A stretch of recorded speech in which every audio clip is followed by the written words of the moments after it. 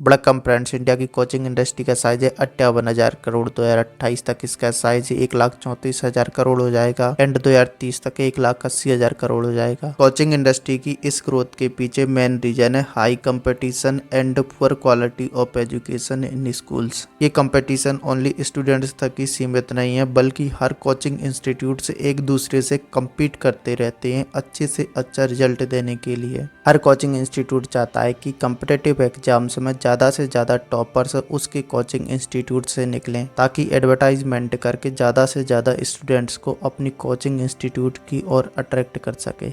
हुआ क्या है कि सेंट्रल कंज्यूमर प्रोटेक्शन अथॉरिटी ने 20 आईएएस कोचिंग इंस्टीट्यूट्स को misleading advertisements and unfair trade practices के लिए जांच कर रही है एंड इनमें से 4 कोचिंग इंस्टीट्यूट्स पर तो 1-1 लाख रुपए का पेनल्टी भी लगाया है। देखो, जब भी यूपीएससी सीएससी का रिजल्ट आता है तो टॉप रैंक होल्डर्स का फोटोज और एड्स हर कोचिंग इंस्टीट्यूट्स में देखने को मिलते हैं। ये तभी हो सकता है जब स्टूडेंट्स ने इन कोचिंग इंस्टीट्यूट से पढ़ाई की हो, या फिर टेस्ट सीरीज ज्वाइन किया हो, या फिर मॉक इंटरव्यूज दिए हों। सेंट्रल कंज्यूमर प्रोटेक्शन अथॉरिटी ने फाइंड आउट किया कि ज़्यादातर टॉप रैंक होल्डर्स ने इन कोचिंग इंस्टीट्यूट्स को ओनली मॉक इंटरव्यूज के लिए ज्वाइन किया। प्रॉब्लम ये है कि ये coaching institutes mock interviews free of cost provide करते हैं एंड जब कैंडिडेट का फाइनल सिलेक्शन हो जाता है तो उसके बाद जब कोचिंग इंस्टीट्यूट एडवर्टाइजमेंट पब्लिश करते हैं तब ये इस बात का मेंशन नहीं करते हैं कि पर्टिकुलर स्टूडेंट ने इस कोर्स के लिए इंस्टीट्यूट ज्वाइन किया था। मतलब ये कोचिंग इंस्टीट्यूट से जानबूझकर एडवर्टाइजमेंट की इंफॉर्मेशन को छुपाते हैं। इसलिए ये कंज्यूमर प्रोटेक्शन एक्ट 2019 के सेक्शन 2 के क्लॉज 28 के अंतर्गत ये मिसलीडिंग एडवर्टाइजमेंट की कैटेगरी में आता है। अब पिक्चर क्लियर हुआ होगा कि central consumer protection authority in 20 IAS coaching institutes को कंज्यूमर प्रोटेक्शन एक्ट 2019 के सेक्शन 2 के क्लॉज 28 के अकॉर्डिंग मिसलीडिंग एडवर्टाइजमेंट फैलाने के कारण इनकी जांच की जा रही है। सेंट्रल कंज्यूमर प्रोटेक्शन अथॉरिटी को 2020 में सेंट्रल कंज्यूमर प्रोटेक्शन एक्ट 2019 के अंडर एस्टेब्लिश किया गया।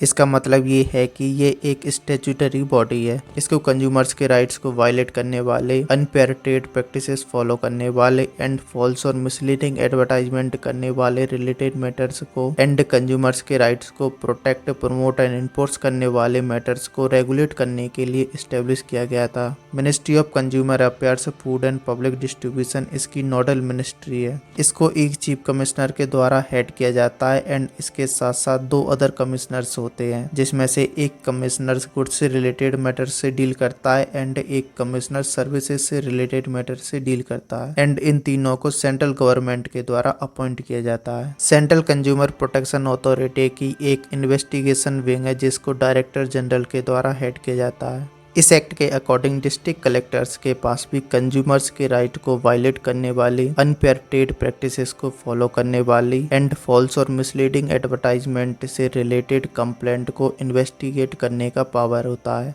आई होप यू कि टॉपिक अच्छे से समझ में आया होगा। Thanks for watching this video.